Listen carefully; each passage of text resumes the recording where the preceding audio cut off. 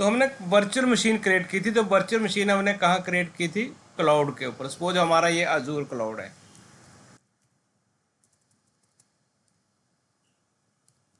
ये हमारा Azzur cloud है, और इस अजूर क्लाउड के ऊपर हमने वर्चुअल मशीन क्रिएट की थी। वर्चुअल मशीन, इसके ऊपर हमने वर्चुअल मशीन क्रिएट की थी।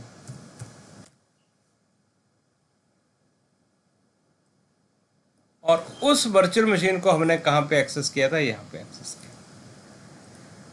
अब देखो, जो वर्चुअल मशीन क्या हो गई, कोई पूछे हमें व्हाट इज वर्चुअल मशीन, तो वर्चुअल मशीन क्या है? हमारा एक ऑपरेटिंग सिस्टम है जो कि वर्चुअलाइज जो है, वर्चुअलाइज वे से हमारे क्लाउड पे एग्जिस्ट कर रही है। उसको हम with the help of internet के थ्रू हम उसको कनेक्ट कर रहे हैं, हम उसको इंटरनेट के थ्रू कनेक्ट कर रहे हैं। अब देखो, ये जो बीएम है, इसमें हम क्या क्या चीज़ देखते हैं? सबसे पहले देखो ऑपरेटिंग सिस्टम, ओएस इसको बोलते हैं। उसके बाद साइज। साइज साइज का मतलब होता है, देखो ऑपरेटिंग सिस्टम, तो देखो ऑपरेटिंग सिस्टम की बात करें हम, तो ऑपरेटिंग सिस्टम हम कुछ भी यहाँ से, जैसे सपोज कि विंडोज़ है, लाइनेक्स है, मैं दो की एग्जांपल ले, लाइनेक्स है हमारा। साइज की मतलब है कि आपका देखो सीपीयू, रैम, हार्ड डिस्क। देखो वर्चुअलाइजेशन में क्या कंसेप्ट होता है, जो साइज की बात करें, जो सीपीयू है, सीपीयू जो है हमारे, जैसे सपोज कि मल्टीपल सीपीयूज है, जैसे इसके अंदर सीपीयू 1, सीपीयू 2 और सीपीयू 3। एक्चुअली देखो क्या होता है वर्चुअलाइजेशन में, क्या होता है, ये डिफरेंट डिफरेंट वर्चुअल मशीन है, इनके सीपीयू कंबाइंड हो जाते हैं, इनके सीपीयू जो है कंबाइंड हो जाते हैं। तो कैसे कंबाइंड होते हैं, याद थोड़ा ध्यान रखना। सपोज कि आपका देखो क्या है, ए i5 है, ड्यूल कोर है, i5 है, ड्यूल कोर है, या आपका i5 है, क्वाड कोर है, i5 है और एक क्वाड कोर है, ठीक है, या फिर आपका देखो i7 है, ड्यूल कोर है, और ड्यूल कोर है। तो मतलब देखो 5 × 2 10 कोर यहाँ हो गए, 20 कोर यहाँ हो गए, और 14 कोर यहाँ हो गए। तो टोटल कितने कोर हो गए? देखो इनको कंबाइन कर दें तो 20 प्लस आपका 10 30, और ये कितने हो गए आपके 30 और 44 कोर। तो इस तरह से वर्चुअलाइजेशन के अंदर सीपीयू जो है वो क्या हो जाते हैं हमारे, सीपीयू जो हमारे क्या हो जाते हैं, सीपीयू हमारे कंबाइंड हो जाते हैं, मतलब इससे इनको ग्रुप ग्रुप हो जाती है सीपीयू के कोर्स की। और देखो यहाँ पर जो वर्चुअल मशीन है वो डिफरेंट डिफरेंट कोर की अवेलेबल होंगी, यानी 5 सीपीयू के, इन 5 कोर सीपीयू के साथ होगी, 10 सीपीयू के कोर के हिसाब से होगी, और i5 होगी, i7 होगी, उसके अकॉर्डिंग हम इसका सीपीयू सेलेक्ट कर सकते हैं। सिमिलरली ये जो वर्चुअल मशीन होगी ये डिफरेंट डिफरेंट रैम की होगी, 8 GB रैम के साथ होगी, 16 GB रैम के साथ होगी, ठीक है, या आपका 34 GB रैम के साथ होगी, वट एवर। और सिमिलरली हार्ड डिस्क के, देखो हार्ड डिस्क का ध्यान देना, मैं फिर बाद में भी आपको बताता हूँ हार्ड डिस्क का मतलब होता है। हार्ड डिस्क जो है आपकी, speed of hard disc, hard disk की जो स्पीड है आपकी वो किस चीज़ के ऊपर डिपेंड करती है? हार्ड डिस्क की जो आपकी परफॉर्मेंस है जिसको बोलते हैं हम, वो IOPS के ऊपर, HDD की बात करें हम, यानी जिस हार्ड डिस्क का IOPS, IOPS का मतलब होता है इनपुट आउटपुट पर सेकेंड, इनपुट आउटपुट पर सेकेंड। क्या हो गया, उस लड़के का मुंह नहीं आ रहा है।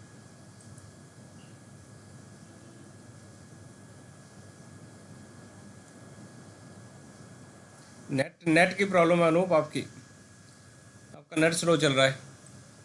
तो आउटपुट, इनपुट आउटपुट पर सेकंड, यानी एक हार्ड डिस्क में एक सेकंड में कितनी बार रीड और राइट ऑपरेशन होता है पर सेकंड, उसको बोलते हैं IOPS। यानी देखो क्या होता है कि हार्ड डिस्क के अंदर देखो हेड होते हैं, वो एक सेकंड में कितनी बार डाटा को रीड कर सकते हैं और कितनी बार डाटा को राइट कर सकते हैं, उसको बोलते हैं हम IOPS। उसके बाद देखो इसके अंदर होता है थ्रोपुट, हार्ड डिस्क का ही थ्रूपुट होता है कितना data at a time right कर सकते हैं। जैसे 5 GB डाटा आप एट ए टाइम राइट कर सकते हैं या 2 GB डाटा राइट कर सकते हैं, उसको बोलते हैं थ्रूपुट।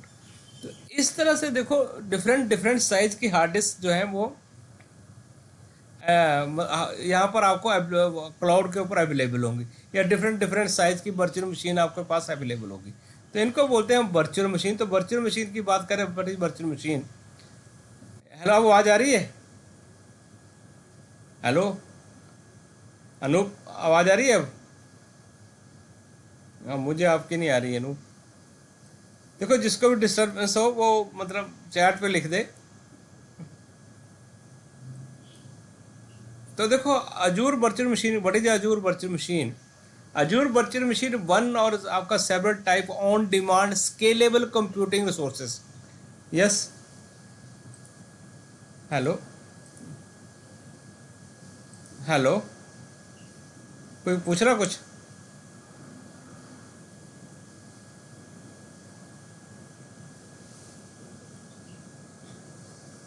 हेलो, और आपके अनूप लग रहा है मुझे नेटवर्क में प्रॉब्लम है कोई। हेलो,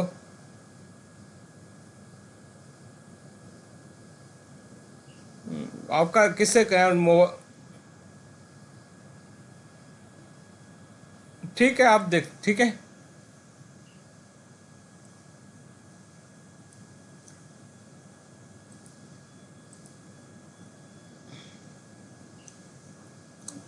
अपने टेम्परेरी फाइल वगैरह रिमूव कर लो लैपटॉप से या किससे।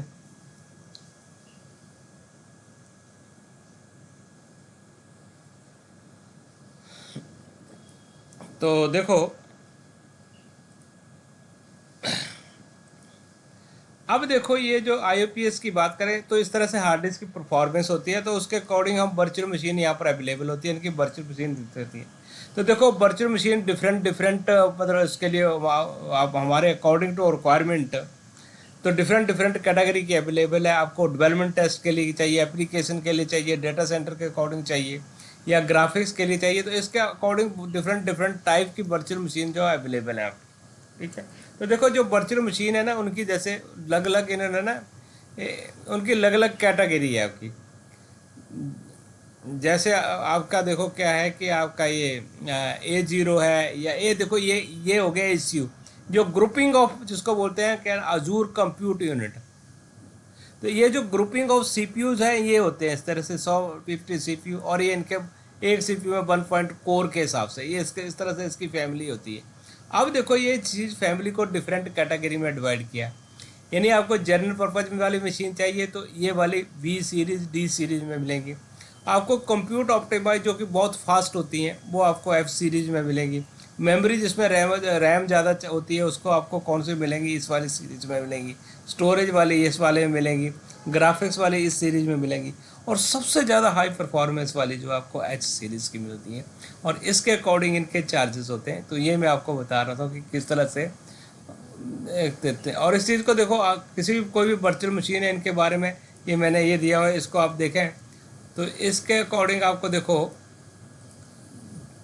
ये मैं आपको शेयर कर दूंगा, आप कॉपी पेस्ट करें तो प्राइसिंग डिटेल मिल जाएगी आपको कि कौन सी मशीन की कितनी प्राइस है और कहाँ पर है। देखो मैं देखो ऑपरेटिंग सिस्टम, तो थोड़ा ध्यान से देखना इसको। जैसे ऑपरेटिंग सिस्टम आपको कौन सा चाहिए, विंडोज OS। ठीक है, कौन सी कैटेगरी चाहिए आपको, देखो जनरल परपज कंप्यूट ऑप्टिमाइज, देखो ये दिखा रहा है। तो यहाँ पर आप इसको वो कर सकते हैं। तो यहाँ पर देखो ये इसके ये प्राइस है आपको। अब देखो ये ध्यान देखना कि कितने कोर चाहिए। जो मैंने कोर की बात करी, जैसे V1 1 कोर वाली 1 GB 4 GB, इसका जो पे एज यू पर कोर आपका इसका होगा पर आवर के हिसाब से, ये होगा इसका कॉस्ट होगी इसकी। और ये देखो इससे जिस तरह से कोर बढ़ते जाएंगे कॉस्ट बढ़ती जाएगी। तो ये कैसे सेलेक्ट करते हैं, तो देखो यहाँ से हम इनके प्राइसिंग भी देख सकते हैं कि कौन सी मशीन का कितना प्राइस होता है। ठीक है, तो यहाँ से वर्चुअल मशीन के प्राइसिंग का पता लगता है। अभी मैं आपको प्रैक्टिकली दिखाता। The maximum number of beam that can be created, देखो बाय डिफ़ॉल्ट एक रीजन में हम क्वेश्चन आता है 20 वर्चुअल मशीन क्रिएट कर सकते हैं। उसके बाद इनको हम इससे ज़्यादा क्रिएट करना चाहिए तो माइक्रोसॉफ्ट सपोर्ट में हमें टिकट रेज करना पड़ता है। तो इंटरव्यू में पूछते हैं how many machine we can create by default in particular region, तो maximum we can by default we can create 20 virtual machine. The operating system run, तो देखो जो virtual machine use of hard disk, जो virtual hard disk होती है उसमें operating system उसका run होता है हमारा। तो ये थोड़ा सा ध्यान देना आपका। तो देखो सबसे पहले जो कोई भी वर्चुअल मशीन क्रिएट करनी है तो उसके लिए क्या चाहिए, एक रिसोर्स ग्रुप चाहिए, एक स्टोरेज अकाउंट चाहिए, एक वर्चुअल नेटवर्क चाहिए, एक पब्लिक आईपी एड्रेस चाहिए। ये मैं सारे आपको बता रहा हूँ। तो देखो सबसे पहले बात आती है वर्चुअल मशीन क्रिएट करने के लिए रिसोर्स ग्रुप। ये मैं थ्योरिकली आपको क्लियर करा रहा हूँ, फिर मैं प्रैक्टिकली दिखा रहा हूँ, लेकिन ध्यान देना आपने। तो what is resource group?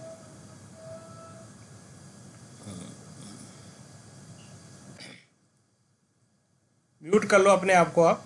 Resource group और क्वेश्चन हो तब आप पूछ सकते हैं। तो what is resource group?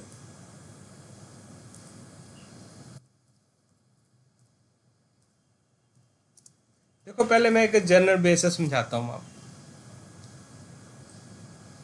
Resource group की बात करें तो कोई भी कंपनी है, कोई भी मतलब आपकी कंपनी है, तो उसके अंदर अलग अलग डिपार्टमेंट होते हैं। कई एचआर डिपार्टमेंट है आपका, ठीक है, फाइनेंस डिपार्टमेंट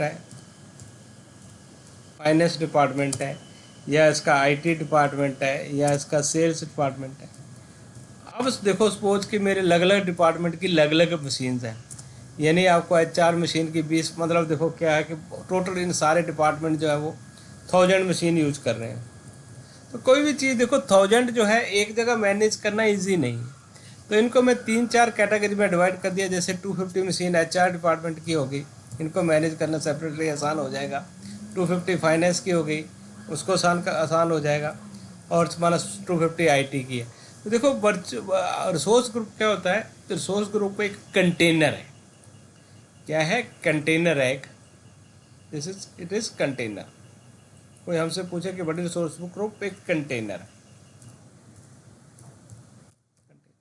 इस कंटेनर में हम डिफरेंट डिफरेंट कैटेगरी के रिसोर्स ग्रुप क्रिएट कर सकते हैं। यानी देखो मैंने 4 बना दिए, 4 कंटेनर बना दिए। थोड़ा सा ध्यान से देखना, 4 कंटेनर क्रिएट कर दिए। एचआर डिपार्टमेंट का अलग क्रिएट कर दिया मैंने, फाइनेंस डिपार्टमेंट का अलग क्रिएट कर दिया, और सेल्स डिपार्टमेंट का अलग कर दिया, एचआर डिपार्टमेंट का अलग क्रिएट कर दिया।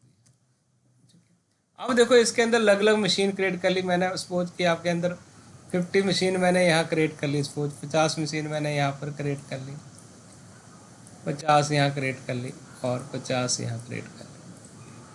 इनको मैनेज करना क्या हो जाएगा? आसान हो जाएगा। अच्छा, अब मैंने देखो जो पॉलिसी लगाई, जो कोई भी पॉलिसी मैं एचआर पे लगाई तो वो एचआर पे इम्प्लीमेंट रहेगी। कोई भी पॉलिसी, जो भी पॉलिसी लगाएंगे तो अलग अलग पॉलिसी लगा सकते हैं। यानी we can manage different different. देखो क्या है कि मैं माना इसके अंदर बीएम, वर्चुअल बीएम ये क्रिएट कर दी, ये सारी वर्चुअल मशीन है। और एक पॉलिसी लगा दी कि 50 यूजर जो है इन बीएम को यूज़ कर पाए, 50 इनको यूज़ कर पाए, 50 इनको।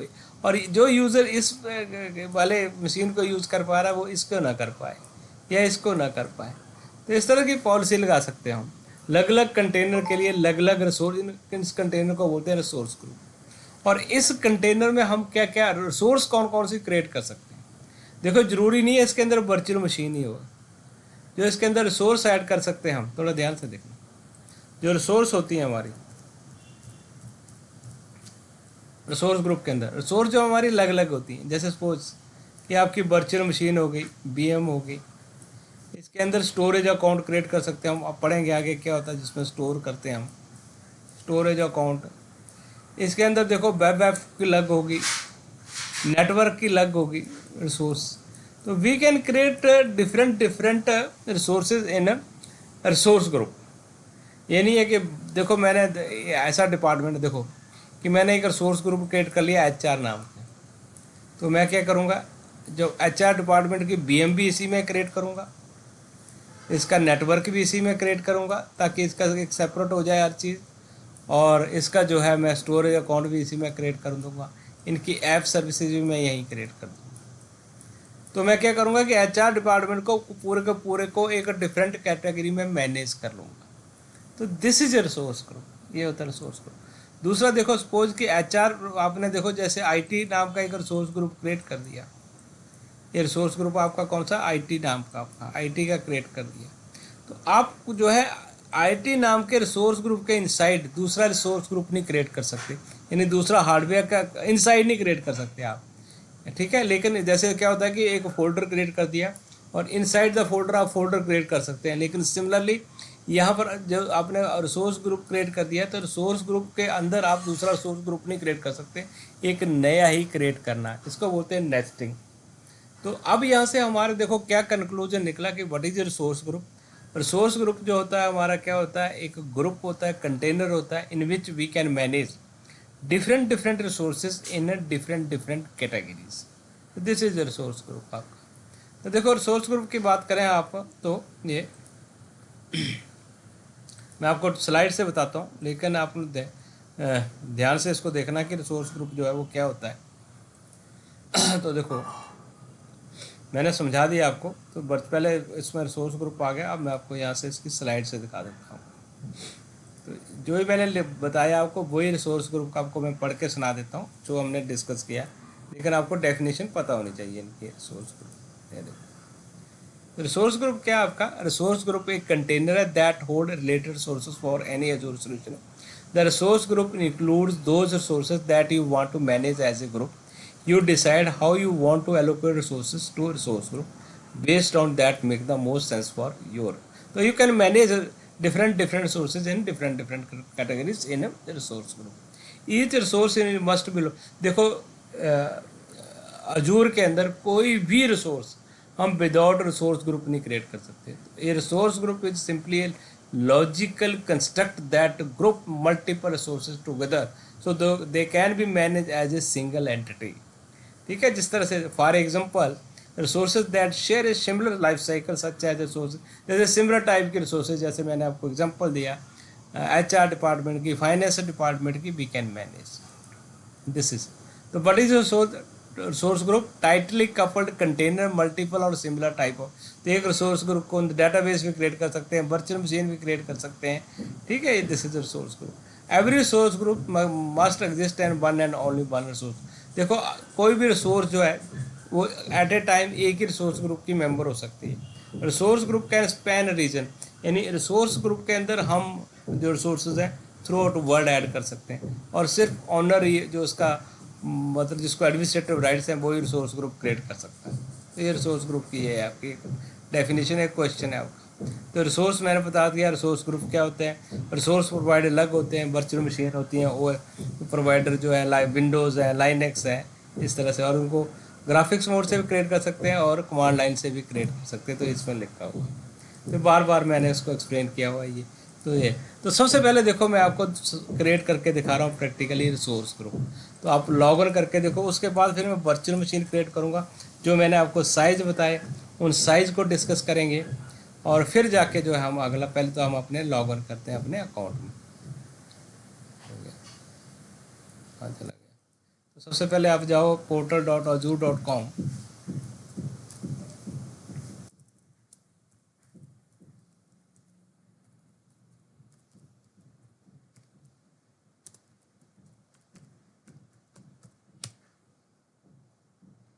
अपने अकाउंट में लॉग इन करो। देखो तो एक मिनट में पहले आपकी सारी रिसोर्सेज को डिलीट कर देता हूँ। कोई भी नहीं, मेरी एक स्टोरेज अकाउंट क्रिएट है, इसको डिलीट कर देता हूँ। तो देखो ध्यान देना, मैंने आपको ये एक और चीज़ बताई थी। सबसे पहले हम रिसोर्स ग्रुप क्रिएट कर लेते हैं। तो देखो यहाँ से सबसे पहले यहाँ पर जाएंगे तो रिसोर्स ग्रुप का ऑप्शन आएगा। तो ये पहले से क्रिएटेड है आपके, जैसे आईटी इंडिया है, नेटवर्किंग है, ये सारे क्रिएटेड हैं। इनको डिलीट करना चाहें तो आप देखो, पुराने रिसोर्सेज ग्रुप को डिलीट करना चाहें तो यहाँ पर जाओ और देखो डिलीट करना भी सीख लो पहले, क्रिएट करने से पहले डिलीट रिसोर्स ग्रुप। और आईटी इंडिया इसको टाइप कर दो, यहाँ से कॉपी पेस्ट कर लो आप, यहाँ से जितने भी रिसोर्स ग्रुप है उनको आप डिलीट कर दो, डिलीट। ठीक है, आपको जो भी रिसोर्स ग्रुप डिलीट करना है तो ये क्या नाम है इसका, RSRG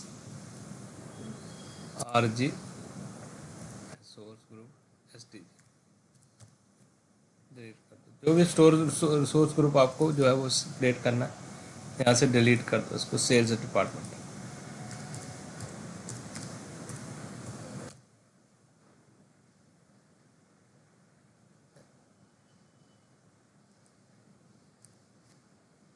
डिलीट हो गया अभी।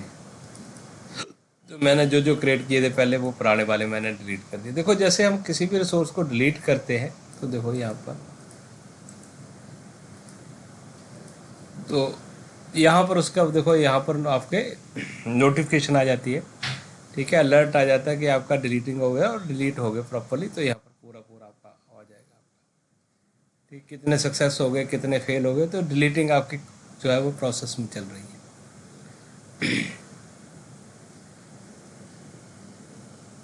एक सेकंड, थोड़ा सा डिलीट हो रहा हूँ,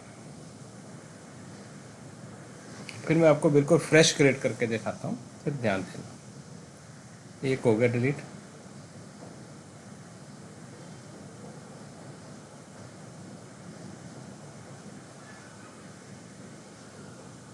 तो 2 मिनट में सारे एक रह जाएगा। इसको रहने देते हैं डिफ़ॉल्ट वाले नेटवर्क वॉचर का।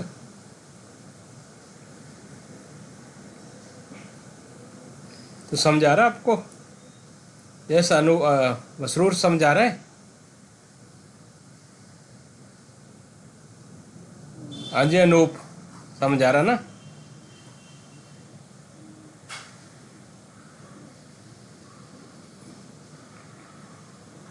अनूप स्टार्टिंग का कहाँ निकला है?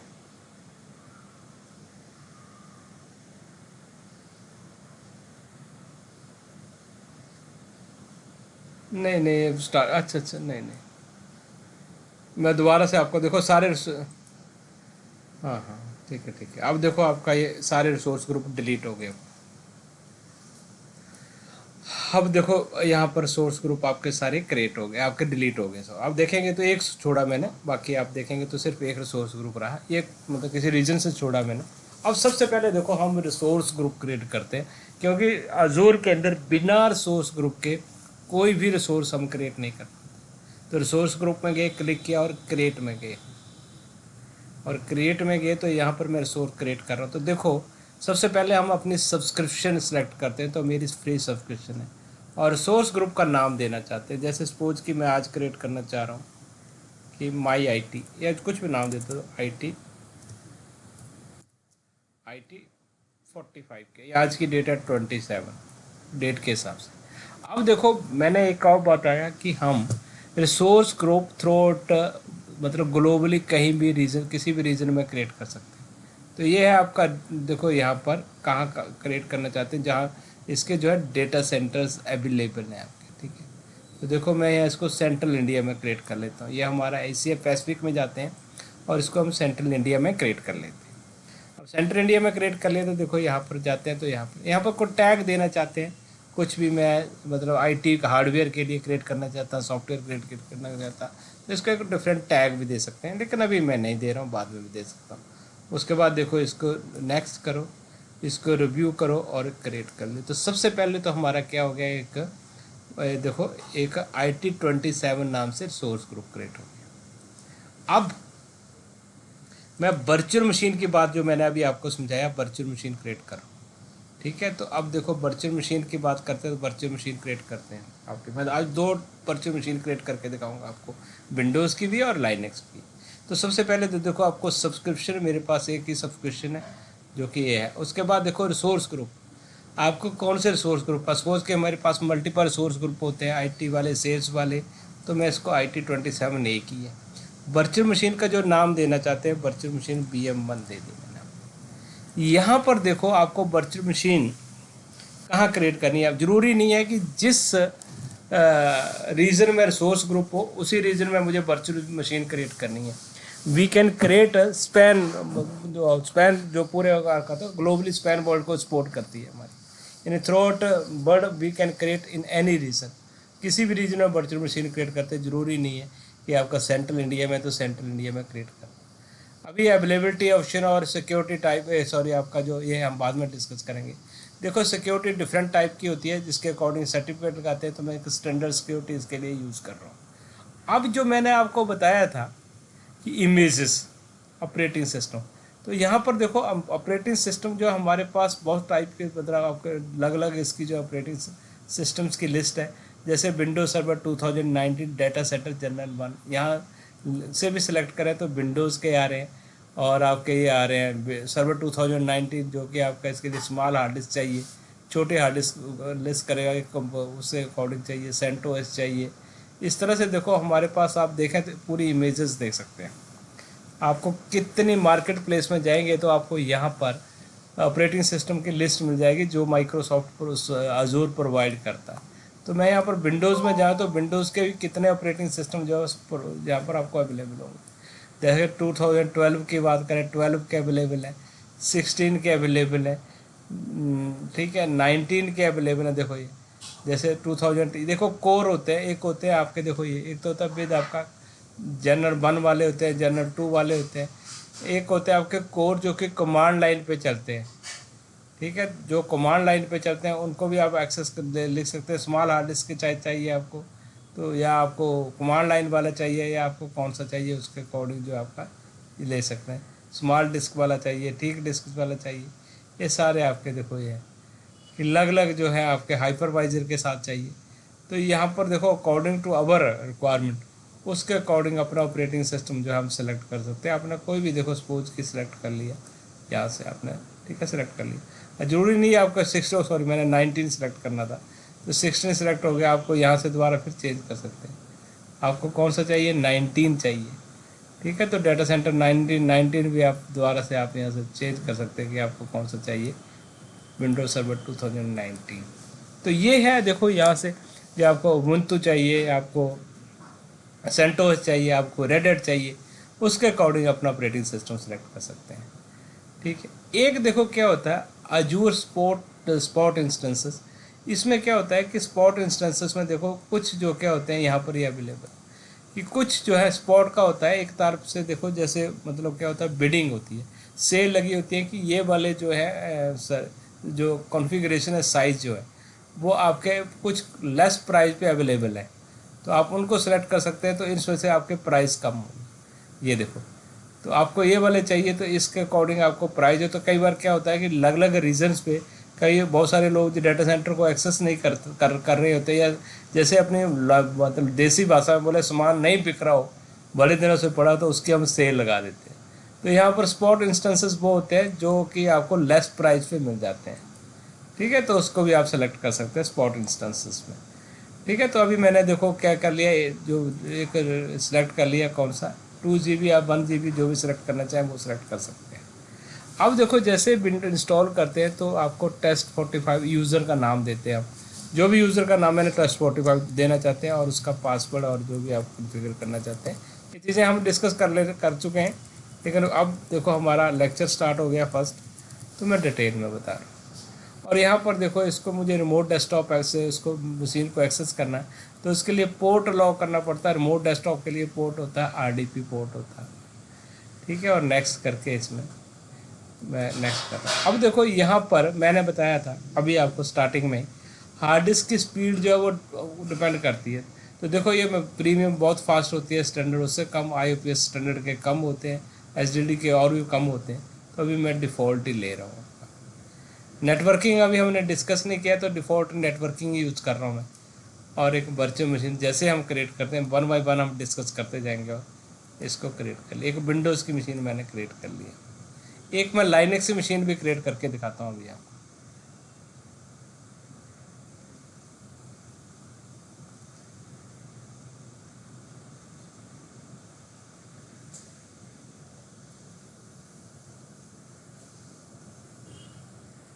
और एक लाइनेक्स की देखो विंडोज़ की क्रिएट होने स्टार्ट हो गई। और मैं फास्टली एक लाइनेक्स की क्रिएट कर देता हूँ, दोनों को कनेक्ट करके दिखा देता हूँ। ज़रूरी नहीं है कि आपको विंडोज़ की मशीन। तो देखो एक मैं यहाँ पर फिर वर्चुअल मशीन में जाता हूँ, और क्रिएट में ये क्रिएट हो रही है उतने टाइम में एक और क्रिएट कर लेता हूँ। क्रिएट में जाते हैं हम, वर्चुअल मशीन, देखो सोर्स ग्रुप सेलेक्ट कर लो आप, मैंने वही सिलेक्ट कर लिया। वर्चुअल मशीन का क्या नाम देना आपने, PM2 दे दिया। ऑपरेटिंग सिस्टम यहाँ पर बाकी छोड़ दो, ऑपरेटिंग सिस्टम आप लाइनेक्स दे दो। मैंने सेंटोस होता तो सेंटोस ही दे दिया मैंने। जो भी आपको देखना, जनरेशन 1 देता हूँ, फास्ट में सेंट्रोस, ये ले लेता हूँ सेंट्रोस जो है आपका लाइनेक्स वाला है।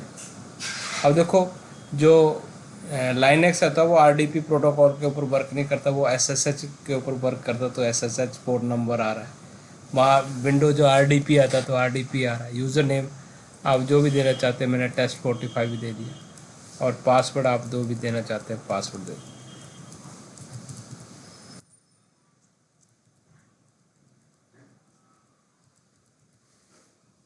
ठीक है, तो ये क्रिएट हो गया, पोर्ट नंबर एसएसएच आ गया। अब वो सेम मैंने एक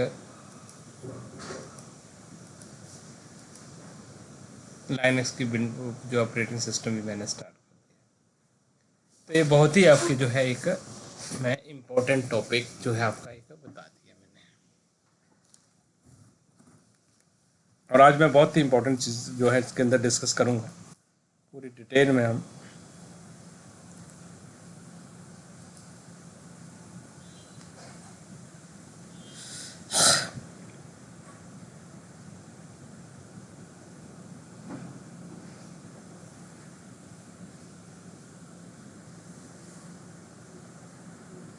तो दोनों वर्चुअल मशीन अब क्रिएट होने स्टार्ट हो गई। तो आपको देखो यहाँ पर प्रोग्रेस में, बल्कि एक तो हमारी क्रिएट हो गई विंडोज़ की, आपको पता ही है।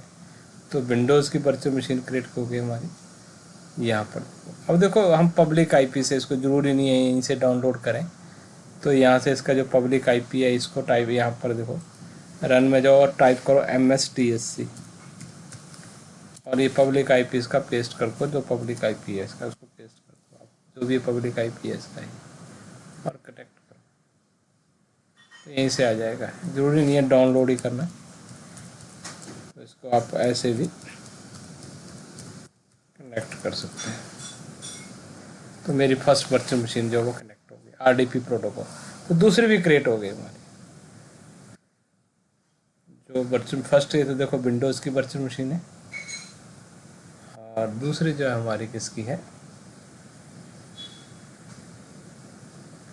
लाइनक्स की वर्चुअल मशीन।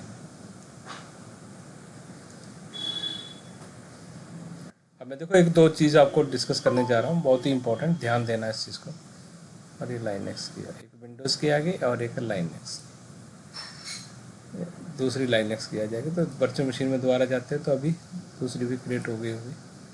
ये देखो VM2 भी आ गई और रनिंग कंडीशन में वर्चुअल मशीन। इसको कैसे कनेक्ट करते हैं, देखो ये जैसे इसमें VM2 में कनेक्ट में जाते हैं तो SSH सेलेक्ट करते हैं इसमें RDP में, और ये आ जाता है आपका, देखो ये वाला पाथ आ जाता है इसका। इसको कॉपी करो SSH को, इसको कॉपी कर लो, और ये देखो रन में गए CMD, और उसको टाइप कर दो। इसमें प्राइवेट की हटा देना, आप ये हटा दें, बस इसको SSH रहने देना, और एंटर, और ये यस, और ये देखो ये हमारी लाइनक्स की वर्चुअल मशीन भी कनेक्ट हो जाएगी इसके अंदर। ये देखो कनेक्ट हो गई। जो पासवर्ड पासवर्ड के लिए पूछ लिया इसने, जो पासवर्ड आपने दिया है उसको आप टाइप कर दो, और मैंने आपको लाइनक्स की वर्चुअल मशीन भी हमारी कनेक्ट होगी। अब आपको लाइनक्स की कुछ कमांड वगैरह आती है तो आप देख सकते हैं इसके अंदर वर्चुअल मशीन कैसे होती है आपकी, देखें। और आप इसको चेंज करना चाहते हैं तो वो भी कर सकते हैं।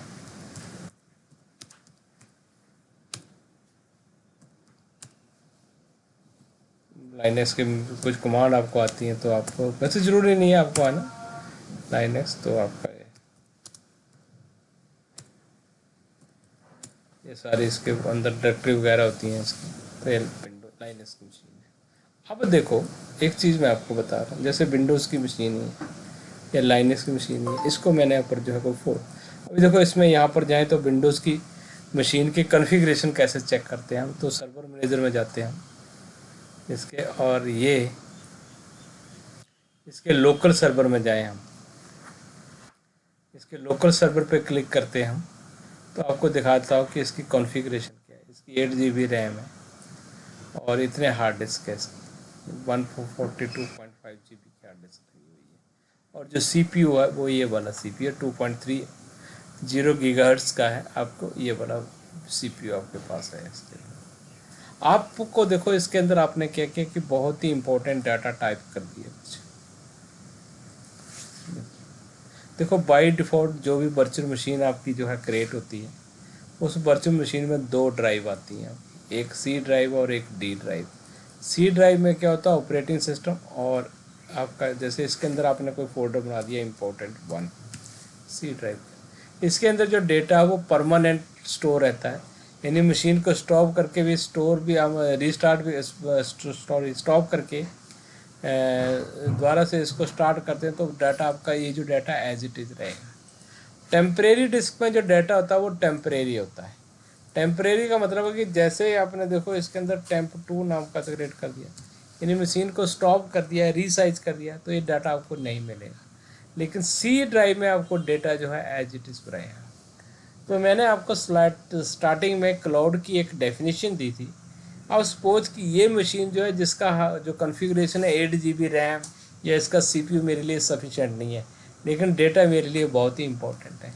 तो मैं क्या कर सकता हूँ, इस मशीन को रीसाइज कर सकता हूँ, यानी इस मशीन को अपग्रेड कर सकता हूँ विदाउट लूजिंग डेटा, यानी मेरा डेटा एज इट इज़ रहेगा। तो how I can upgrade that, तो हम उस मशीन को how we can resize machine. लेकिन देखो उसमें मैंने बताया कि एक डाटा आपका चला जाएगा, वो कहाँ, टेम्परेरी ड्राइव वाला आपका डाटा नहीं रहेगा, लेकिन आपका जो है C वाला ड्राइव डाटा जो एज इट इज़ रहेगा। तो देखो हम मशीन को रीसाइज कैसे करते हैं वो देखो। अब देखो जैसे वर्चुअल मशीन है आपकी VM1 है जो कि विंडोज़ की वर्चुअल मशीन है, आपको मैंने बताया आपको वर्चुअल मशीन, और आपको ना तो यहाँ से पूरी देखो डिस्क्रिप्शन दे सकते हैं वर्चुअल मशीन की आपकी। ये जो वर्चुअल मशीन है आपको देखो इसका जो कौन से रिसोर्स ग्रुप में क्रिएट है, IT27 में, स्टेटस क्या आपका रनिंग है इसका देख सकते हैं, आपका लोकेशन कहाँ, सेंट्रल इंडिया में क्रिएटेड है, ये इसका पब्लिक IP है, ठीक है, बाय डिफ़ॉल्ट नेटवर्क ये है, ये सारी हम पूरी डिस्क्रिप्शन, इसका ऑपरेटिंग सिस्टम कौन सा है वो सारा बता देगा, इसकी साइज़ कितना, ये सारा आपको यहाँ पर दिखा देगा, पूरी डिस्क्रिप्शन में दे सकते हैं। ऑपरेटिंग सिस्टम दे सकते हैं कौन सा वाला ऑपरेटिंग सिस्टम है।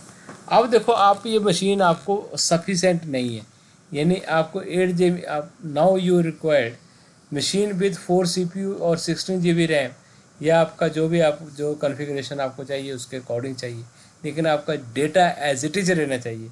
तो हमने स्टार्टिंग में बताया था कि क्लाउड जो है आपका इलास्टिक होता है, we can resize the hardware, हम हार्डवेयर को रीसाइज करते हैं विदाउट लूजिंग द डाटा। तो मैं यहाँ पर जाऊँगा वर्चुअल मशीन में और यहाँ पर साइज़ का आपको ये मिलता है, और यहाँ पर देखो अभी जो करंटली मशीन जो रन कर रही है हमारी ये है, ठीक है। आप देखो मैं इसको डिग्रेड तो नहीं करूँगा, बल्कि इसको मैं अपग्रेड कर लेता हूँ किसमें, और इसका प्राइस दिया होता है साथ में, ये देखो यहाँ पर प्राइस की कितना कॉस्ट है इसकी, ये देखो 7000 ये पर मंथ आपकी इसकी ये, तो इसको मैंने रिसाइज कर दिया।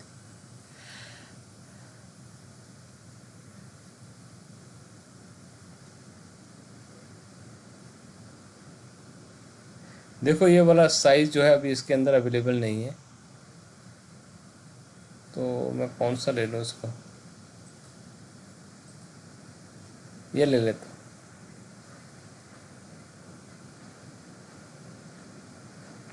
तो रीसाइज हो रही है वर्चुअल मशीन,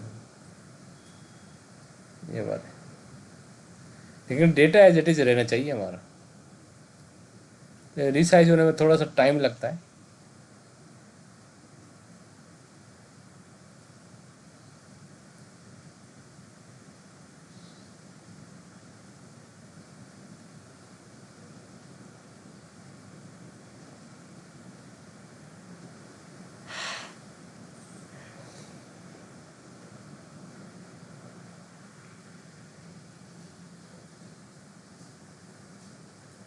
देखो प्रोग्रेस में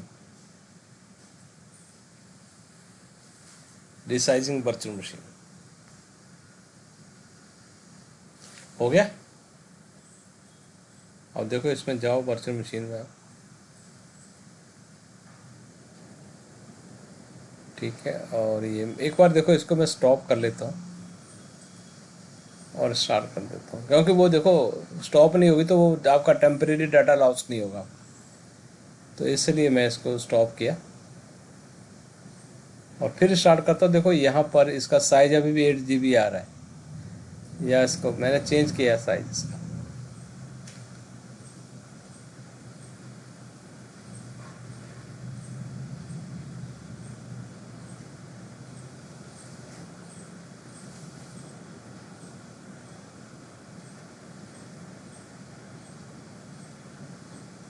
आपका क्वेश्चन समझ नहीं आ रहा अनूप, वॉइस ब्रेक हो रही है आपकी बहुत ज़्यादा।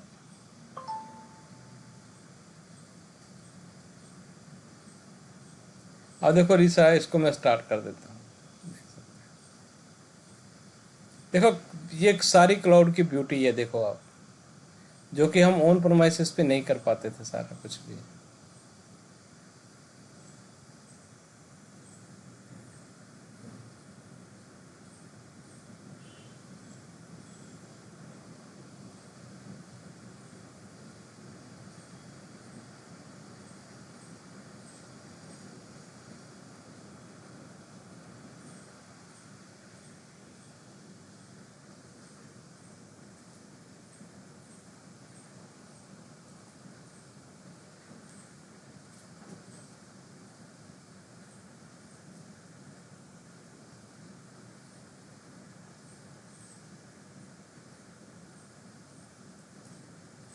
एक सेकंड, साइज इसका चेंज नहीं हुआ।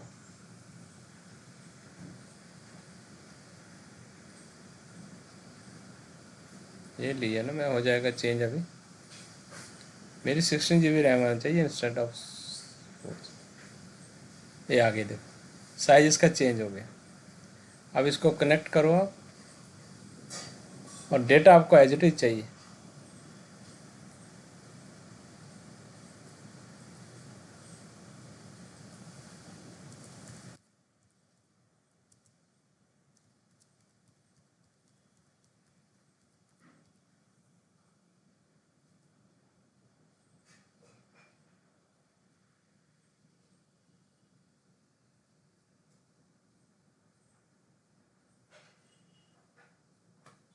देखो उसके बाद जैसे स्टार्ट हो जाती है, हम डेटा देखते हैं हमारा डेटा है या नहीं। तो एक ड्राइव में डाटा होगा आपका, सी ड्राइव में, लेकिन डी में नहीं होगा। टेम्परेरी ड्राइव में हमारा डाटा अवेलेबल नहीं होगा, जैसे मैंने बताया। तो देखो हमारे, ये देखो सी ड्राइव में गए, मैंने रीसाइज कर दी मशीन। आपका ये देखो important data as it is है, लेकिन उसमें देखेंगे तो आपको डाटा नहीं मिलेगा। और मशीन का देखो आप कॉन्फ़िगरेशन देख लो कि आप जो आप 8 GB रैम शो कर रही थी, वो आपको 16 GB रैम शो करेगी। देखो ये देखो CPU भी चाहिए देखो, और ये हार्ड डिस्क भी अब हम 130 या समथिंग दिखा रही थी, अब 120 है, 150 थी के करीब दिखा रही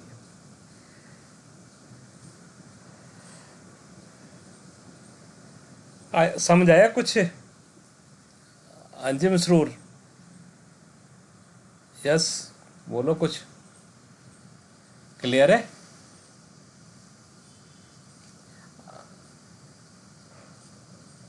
हाँ हाँ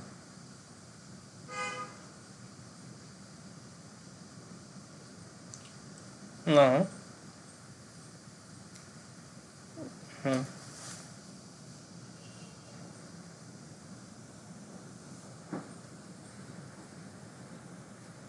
हाँ हाँ हाँ हाँ हाँ, क्यों नहीं। हाँ आगे आएगा, क्यों नहीं आएगा। ठीक है, चलो, ठीक है। तो अभी तो बेसिक देखो, ये इसको रिसाइज कर दिया मैंने वर्चुअल मशीन को, ठीक है। तो ये है आपका एक वर्चुअल, देखो आप तो उसकी रिसाइज करना चाहे इसकी, तो इसको भी आप रिसाइज कर सकते हैं, किसी भी ऑपरेटिंग सिस्टम की वर्चुअल मशीन को आप जो है वो स्टार्ट कर सकते हैं, ठीक है। तो ये अब देखो वर्चुअल मशीन के बारे में मैंने सारा यहाँ पर देखो, सबसे पहले जो वर्चुअल मशीन के बारे में रनिंग है, ये देख सकते हैं कौन सा पूरी डिस्क्रिप्शन है, साइज़ है इसका, कितनी हार्ड डिस्क लगी हुई है, ये है यहाँ देता होता, ठीक है। पूरी इसकी आपको मिल जाएगी आपकी, ठीक है। उसके बाद देखो इसके अंदर देखो, ये चीज़ हम डिस्कस करेंगे थोड़े दिनों में कि इसमें फॉल्ट टॉलरेंस क्या होता है, फॉल्ट डोमेन क्या होता है, हाई अवेलेबिलिटी क्या होती है। तो ये अभी हमने डिस्कस नहीं किया। आईएम भी हम आगे डिस्कस करेंगे। यहाँ से राइट देते हैं, आइडेंटिटी एक्सेस मैनेजमेंट, यानी इस मशीन में किसको राइट देने, हमने आगे जाके हमने यूज़र जो है वो क्रिएट करना सीखने और फिर इनमें राइट देने किस टाइप, ये सारे राइट्स हैं। कौन इस मशीन में कौन कौन से राइट्स किस यूज़र को देने, वो कहाँ से देते हैं, IAM के अंदर। ठीक है, टैगिंग मैंने बताया था कि टैग करना है इसके अंदर जो करना है, और एक्टिविटी लॉग, यानी अभी तक इस मशीन के में क्या क्या हुआ वो पूरी एक्टिविटी आ जाएगी अभी आपकी। देखो अभी तक इस वर्चुअल मशीन में हमने क्या क्या किया हुआ है, अभी देखो ये, तो अभी देखो हमने इसको देख सकते हैं आपने, ये स्टार्ट की थी वर्चुअल मशीन हमने, ठीक है, डीलोकेट स्टॉप की थी हमने, ठीक है, क्रिएट एंड अपडेट की, वर्चुअल मशीन को अपडेट किया। तो जो भी एक्टिविटी इस वर्चुअल मशीन के ऊपर हुई है, ठीक है, तो वो सारे कितनी सक्सेस हुई, फेल, एक देखो वो अवेलेबल नहीं थे वर्चुअल मशीन अपडेट, वो वाला जो मशीन वहाँ पर उस टाइम रनिंग नहीं थी पीछे बैकएंड में डाटा सेंटर में, तो उसका एरर आ गया। तो सारी की सारी एक्टिविटी यहाँ से देख सकते हैं, ठीक है। डायग्नोज है ना, वो पढ़ेंगे हम, देखो डायग्नोज की उसमें कुछ हम कॉमन प्रॉब्लम्स के लिए, जैसे स्कैनिंग होता है, वर्चुअल मशीन की स्कैनिंग वगैरह कर सकते हैं, देख सकते हैं कि इसके अंदर क्या क्या प्रॉब्लम्स हैं। तो एक कॉमन एक जो है तो होता है कि छोटी सी, मतलब यहाँ वर्चुअल मशीन की डायग्नोज कर सकते हैं। नेटवर्किंग हम पढ़ेंगे, नेटवर्किंग में कौन कौन से इसके पोर्ट अलाउ है। अभी देखो इसको RDP के थ्रू हम एक्सेस कर रहे हैं, तो ये नेटवर्किंग में ऑप्शन आ रहा है आपका, यहाँ से जो ऊपर से कनेक्ट करते हैं, कौन से IP के थ्रू कनेक्ट कर सकते हैं, ठीक है। आपका देखो उस जो विंडोज़ की मशीन है उसका एडमिन सेंटर जो क्या होता है आपका, ये साइज डिस्क, हार्ड डिस्क आपकी कौन सी डिस्क लगी हुई है इसके साथ। तो देखो 2 डिस्क होती हैं, एक टेम्परेरी डिस्क होती है, लेकिन एक 127 ये डिस्क 127 GB की डिस्क लगी हुई है इसके अंदर। और ये IOPS मैंने बताया जिससे हार्ड डिस्क की परफॉर्मेंस होती है। साइज़ का बता दिया। सिक्योरिटी में देखो इसमें कि आगे पढ़ेंगे हम कुछ सिक्योरिटी के इसमें कि किस तरह से सिक्योरिटी इसमें एलोकेट कर सकते हैं। तो ये सारी डिस्क्रिप्शन है किसकी, वर्चुअल मशीन की, 1 बाय 1 आप इसको जो है चेक कर सकते हैं।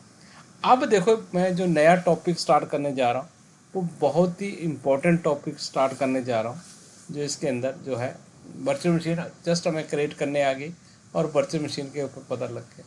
तो जो इसका नेक्स्ट टॉपिक है हमारा जो है वो स्टोरेज है, और मैं अभी इन वर्चुअल मशीन में आपको क्रिएट करके दिखाऊंगा, क्योंकि रिसोर्स ग्रुप बता दिया तो मैं अब स्टोरेज के बारे में बताऊंगा।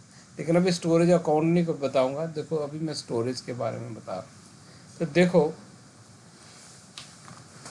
ये जो हमने विंडोज़ की वर्चुअल मशीन क्रिएट की या लाइनक्स की वर्चुअल मशीन क्रिएट की, इसके अंदर देखो ये जो आपके डिस्क आ रही है हमारी, जैसे C ड्राइव आ रही है 126 GB या 127 GB की होती है, या टेम्परेरी ड्राइव आ रही है आपकी यहाँ पर, ठीक है, जो भी आपकी 32 GB के करीब की आ रही है आपकी ये temporary drive.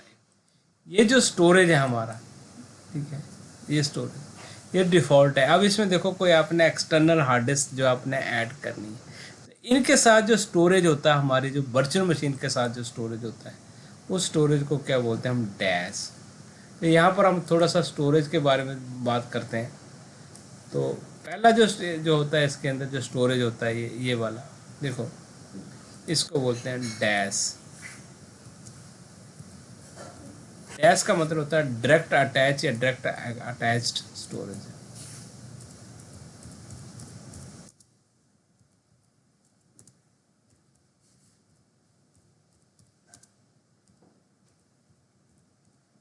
Direct attach storage. अब देखो डायरेक्ट अटैच स्टोरेज का मतलब हुआ देखो आपका कि जैसे मैंने वर्चुअल मशीन क्रिएट की, मैंने अभी ये जैसे BM क्रिएट की, इस BM के साथ जो है वो 127 GB की एक डिस्क, 127 GB की डिस्क बाय डिफ़ॉल्ट क्रिएट हो गई, और एक टेम्परेरी डिस्क क्रिएट हो गई। एक टेम्परेरी डिस्क आपके जैसे इसके अंदर 30 GB के अंदर 32 GB की क्रिएट हो गई, GB की आपकी टेम्परेरी डिस्क आपकी क्रिएट हो गई, ठीक है। 2 ही ड्राइव है, चाहे आप इसको जो भी लेटर मिलाओ, जैसे सपोज कि आपका बाय डिफ़ॉल्ट इसको जो है C ड्राइव, ये C ड्राइव है आपकी,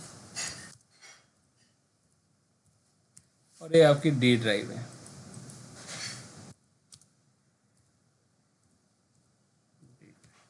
अब आप देखो क्या करना चाहते हैं, एक एक्सटर्नल हार्ड डिस्क इसके साथ एक और अटैच करना चाहते हैं, एक और हार्ड डिस्क इसके साथ अटैच करना चाहते हैं। है, इसके साथ आप एक और ई ड्राइव आप अटैच करना चाहते हैं, हम जो भी नाम देना चाहें, ठीक है, ई ड्राइव कुछ भी आप क्रिएट करना चाहते हैं तो आप इसको अटैच कर सकते हैं इसके क्लाउड के अंदर। तो ये जो ड्राइव होती है इसको क्या बोलते हैं हम, डैश यानी डायरेक्ट अटैच स्टोरेज। अब देखो जैसे ही हमने ये अटैच कर सकते हैं तो इसके हम देखो हार्ड डिस्क से अलग अलग टाइप्स की, मैंने बताया हार्ड डिस्क की अलग अलग स्पीड होती है। मैं आपको दिखा रहा हूँ उसके अंदर क्या नाम है इसमें आपको स्लाइड में। तो अब देखो डैश का मतलब देखो, जैसे सपोज कि आपने एक हार्ड डिस्क अटैच कर ली, आप कुछ मतलब अटैच कर ली, कोई भी HDD आपने अटैच कर ली। देखो मैं चलो स्लाइड भी साथ में खोल लेता हूँ, ये तो हो गया।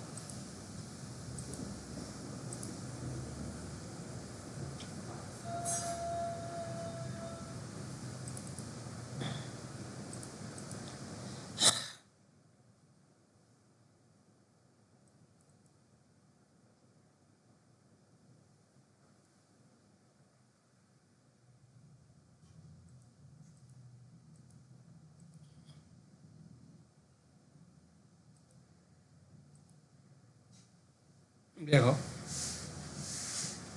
ये जो हार्ड डिस्क होती है हमारी अलग अलग हार्ड डिस्क होती है। जैसे देखो ये जो हार्ड डिस्क आपके पास अवेलेबल होती है वो एक स्टैंडर्ड होती है, स्टैंडर्ड SSD होती है, स्टैंड प्रीमियम SSD होती है, डिफरेंट टाइप के हार्ड डिस्क होती है हमारे पास। और उनके देखो अलग अलग प्राइस होते हैं, तो उनके अकॉर्डिंग हम इसको जो है यूज़ कर लेते हैं। एक और मैं स्लाइड करता हूँ, ये थोड़ी मुश्किल स्लाइड है, इजी वाली स्लाइड ले लेता हूँ एक।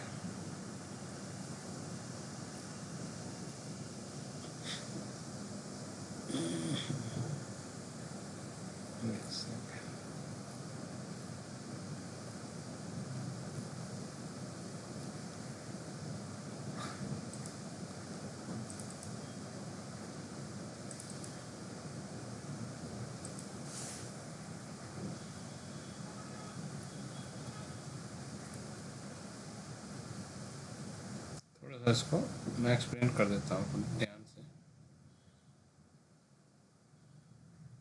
हार्ड डिस्क जो वो अलग होती है, लेकिन मैंने शायद कॉपी नहीं किया है इसमें, मैं दिखा देता हूँ,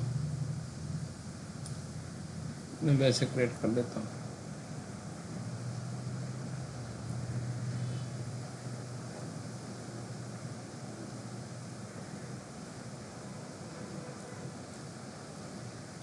इसमें वो देखो इसका IOPS और वो था लिस्ट है, वो साइज में नहीं है, कॉपी नहीं की यहाँ पे।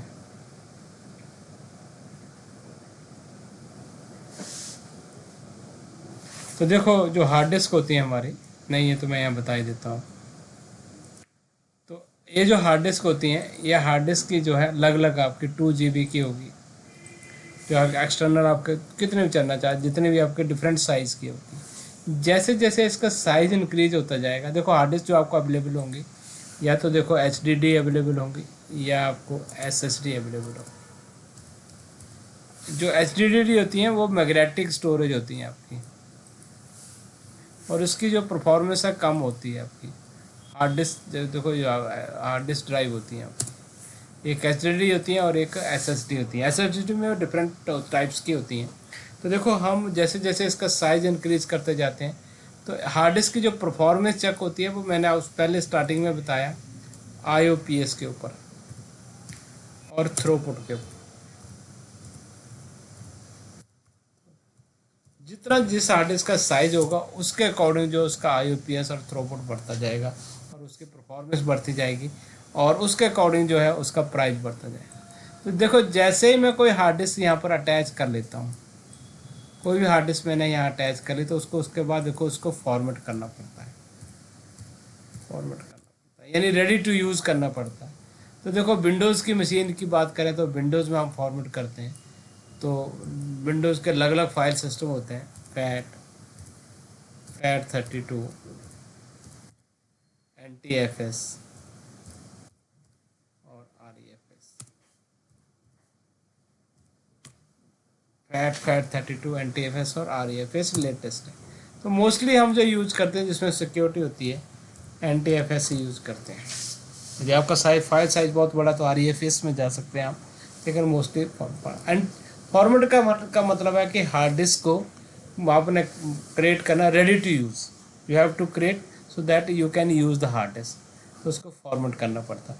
तो मैं अभी आपको यही दिखा रहा हूँ कि ये जो हमारी वर्चुअल मशीन है इसमें हम एक्सटर्नल हार्ड डिस्क कैसे अटैच कर सकते हैं, और ये थ्रोपुट क्या होते हैं, और किस तरह से कौन सी हार्ड डिस्क हम सेलेक्ट कर सकते हैं, और उस हार्ड डिस्क में हमें स्पीड जो है वो किस तरह से जो है अवेलेबल है, कौन कौन सी हम सेलेक्ट कर सकते हैं। तो देखो वो कैसे करते हैं। जैसे इस वर्चुअल मशीन में अभी हम देखो इस वर्चुअल मशीन को देख रहे हैं, तो इस वर्चुअल मशीन में हमारे पास सिर्फ 2 हार्ड डिस्क हैं, सी, 2 ड्राइव है सी और डी। इसमें हमें ई ड्राइव और चाहिए, तो वो कैसे हम कर सकते हैं, थोड़ा ध्यान से देखना इस चीज़ को।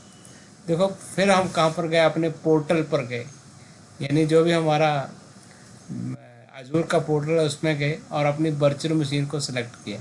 आप एक बार फिर यहीं से कर सकते हैं, नहीं तो वर्चुअल मशीन में गए और जिस वर्चुअल मशीन का अपने हार्ड डिस्क को देखो इसके इसमें गए, देखो तो यहाँ पर जैसे आप जाते हैं तो देखो यहाँ पर आपको हार्ड डिस्क भी हम सेलेक्ट करते हैं तो डिस्क आ जाता है।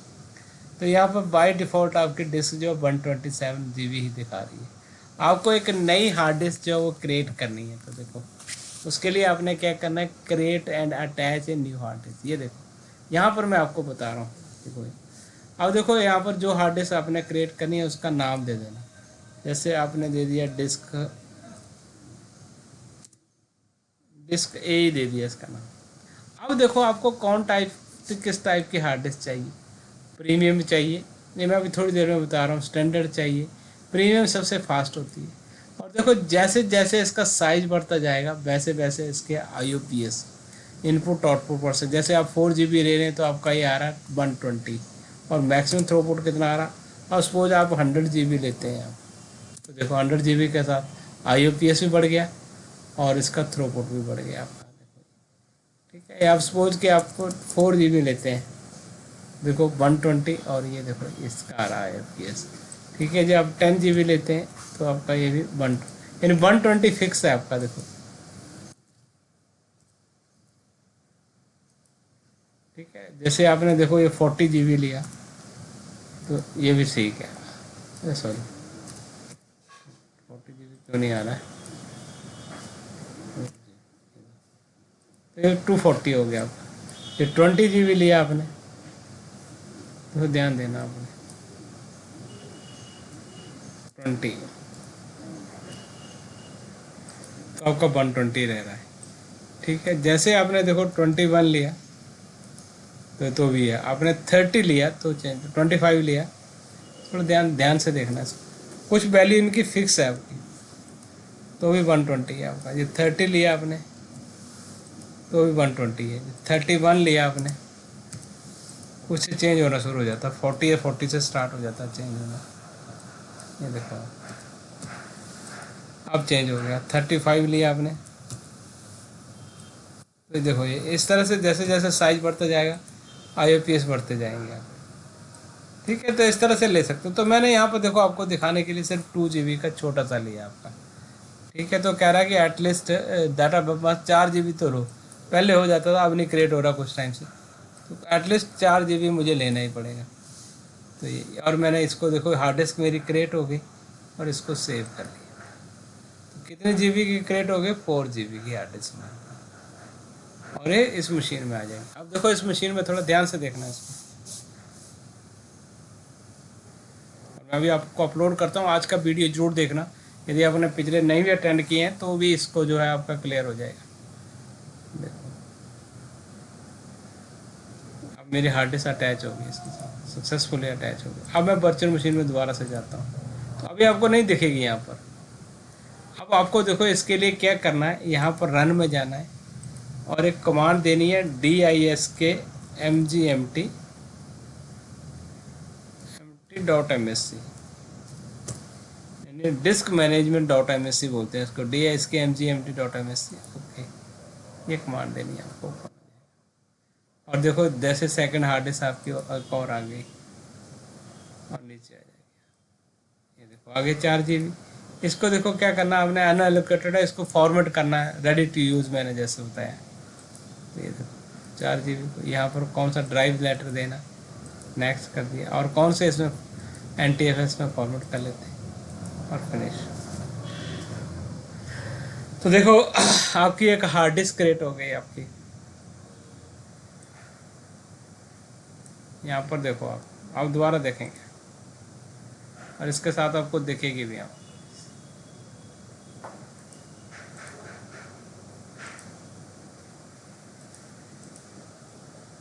ये देखो आगे 4 GB की हार्ड डिस्क, एक और अटैच हो गई। तो एक एक्सटर्नल हार्ड डिस्क इसके साथ हमने अटैच कर ली। तो ये मैंने आज आपको बताया। तो आज इतना ही बताता हूँ।